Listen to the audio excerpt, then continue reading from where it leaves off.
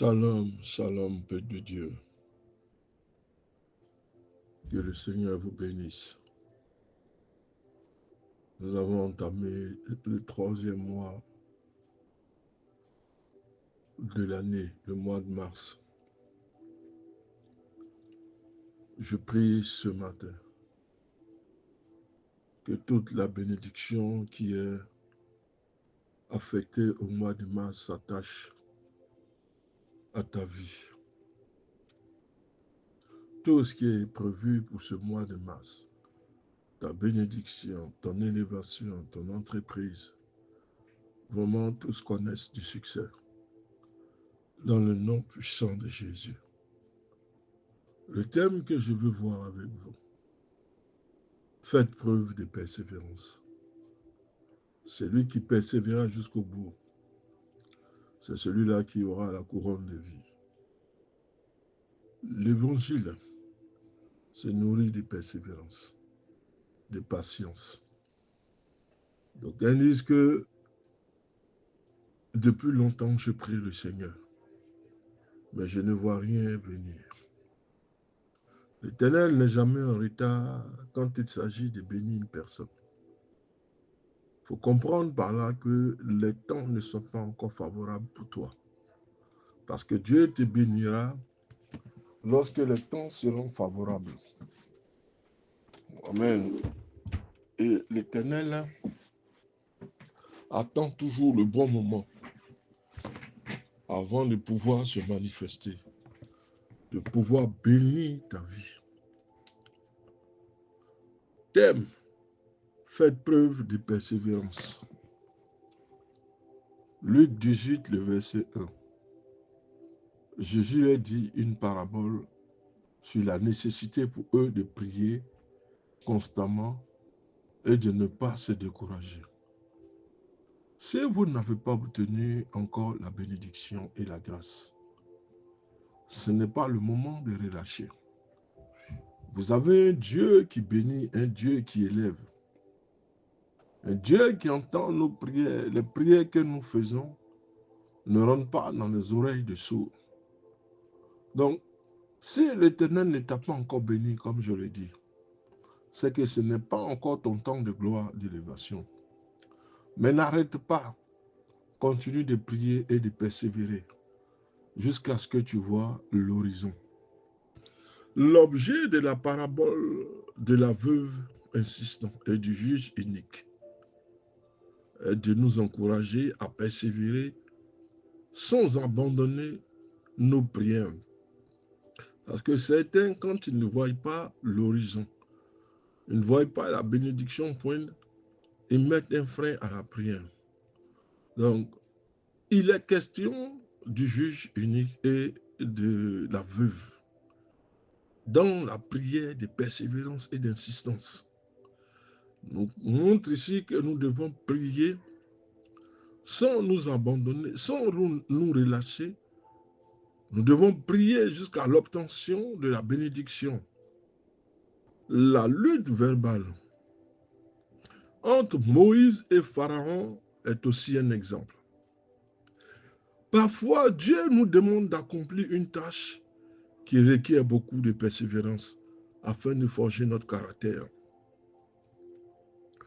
De forger notre caractère.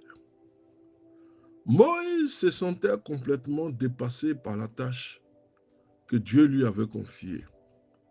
Il trouvait que la tâche était trop grande. Que lui, Moïse, ne pourrait pas accomplir une telle tâche. Mais lorsque Dieu vous a choisi, vous ne pouvez plus faire machine arrière. Tôt ou tard, vous allez servir le Seigneur. Parce que le Seigneur sait s'y prendre. Dans le cas de Moïse, à cause du meurtre qu'il a causé, Moïse se sentait incapable d'accomplir une telle mission. La mission aussi était une mission très grande. Il fallait affronter le pharaon dont tout le monde redoutait. Et lui, Moïse, que peut-il faire devant quelqu'un, un roi aussi puissant que Pharaon? Mais le Seigneur l'a choisi.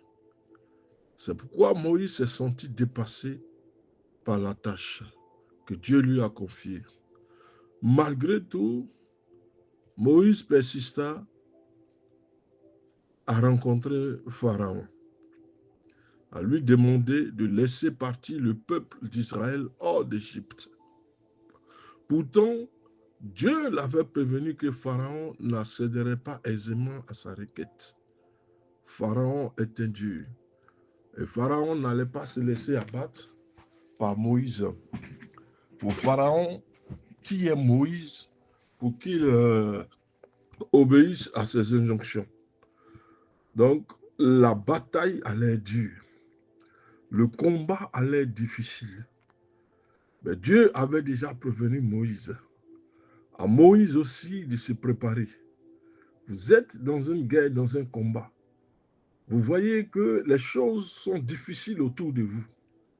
Et vous abdiquez. Non.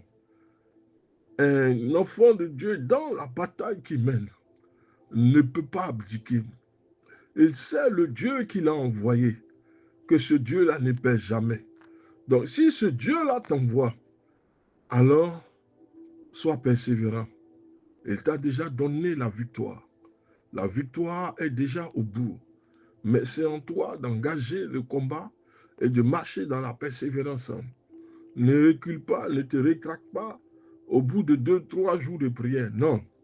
C'est une prière de persévérance. C'est un combat acharné. C'est une lutte ouverte. Mais il y aura un seul vainqueur. Dieu dit à Moïse, Pharaon ne va pas accéder aisément à ta requête. Malgré les terribles plaies qu'il avait infligées à Pharaon et à son peuple, sa persévérance était incroyable. Parce que le Pharaon ne va pas se laisser aussi vaincre facilement. C'est à toi d'aller jusqu'au bout de l'effort, jusqu'au bout du combat. Voir Pharaon tomber de son siège, de son trône, abandonner les enfants d'Israël, laisser les enfants d'Israël partir pour lequel Moïse a été choisi. La bataille ne va pas être aussi facile. La requête, le combat va être très, très, très engagé. Le Pharaon a tout vu. Il a vu toutes les plaies. Il a vu son serpent avalé par le serpent de Moïse. Mais il ne s'est pas plié en deux. Il avait une persévérance. Sa persévérance était incroyable. Moïse n'aurait pas-il pu revenir à Dieu après la 5e ou la 10e plaie pour dire « J'ai fait de mon mieux, mais rien n'y fit. Pharaon résiste à toutes les plaies. Que veux-tu d'autre de moi, Seigneur ?» Mais Moïse n'a pas eu ces paroles. Il s'est retrouvé devant un adversaire coriace, redoutable. Quelqu'un qui n'abandonne rien du tout. Quelqu'un qui est décidé à maintenir les Juifs en esclavage. La bataille, l'engagement de Moïse est une leçon pour nous. Quelle que soit l'adversité qui se présente devant nous. Tant que nous ne l'avons pas vécu, nous ne devons pas céder à la bataille, nous ne devons pas céder à la défaite. Nous devons marcher dans la persévérance. Pharaon continuait de faire barrage. Alors Moïse non plus n'a pas rechigné, a dit je ne reviendrai pas, non. Je marcherai toujours.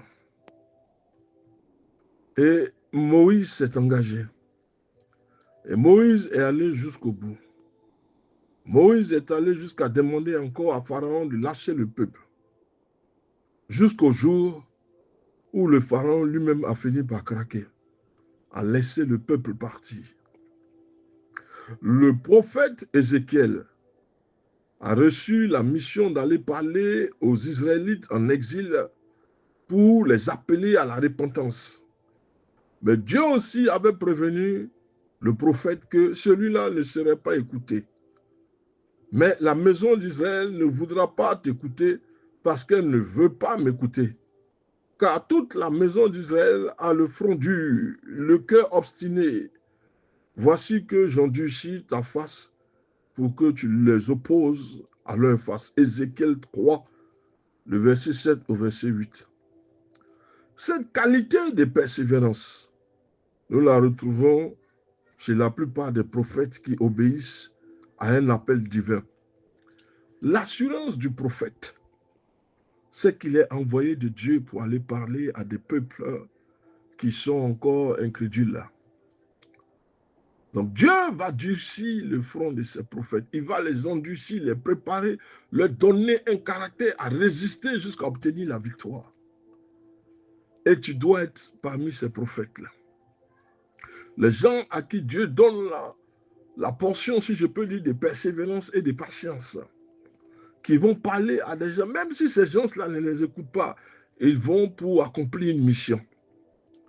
Cette persévérance, nous la retrouvons chez la plupart des prophètes qui obéissent à l'appel divin, tout en sachant qu'ils seraient rarement compris. Quand Dieu nous appelle à accomplir une tâche particulière, nous souhaitons tous réussir, voir les fruits de notre travail, c'est vrai, parce que nous disons que c'est le Seigneur qui nous a appelés, à coup sûr, nous allons obtenir gain de cause. Mais ce n'est pas l'objet de l'appel de Dieu. L'obéissance et la persistance à lui obéir sont plus importants à ses yeux, malgré les heures de découragement et les moments de défaite. Ce qui veut dire que Dieu nous a appelés. Et nous, la chose qui nous importe le plus, c'est de dire que nous avons réussi, nous voyons les fruits de notre travail. Mais non, ce n'est pas ça, parce que les fruits de notre travail peuvent partir en fumée en un instant. Est-ce que nous allons continuer à croire à Dieu? Dieu voit ce que tu fais pour lui, l'effort que tu fais. Mais ce qu'il récompense le plus, c'est l'obéissance. Tu peux être un homme de Dieu rempli de foi, de la puissance de Dieu. Quelqu'un qui fait des miracles, mais à un moment donné, pour ne pas que tu puisses t'enorgueillir, Dieu va faire effondrer cette église. Mais est-ce que tu serais encore là quand Dieu t'appellera? La chose la plus importante, c'est l'obéissance, la persistance que nous devons porter à l'Éternel. C'est ce qui a de l'importance à ses yeux. Il y aura des temps de découragement, des moments de défaite. Mais nous devons tenir ferme devant les difficultés. Nous devons tenir ferme. Et ce qu'il nous demande de faire est comme avec le peuple d'Israël. Il trouvera qu'il est capable de nous conduire de l'autre côté des difficultés. Que Dieu vous bénisse. Le pasteur Samuel.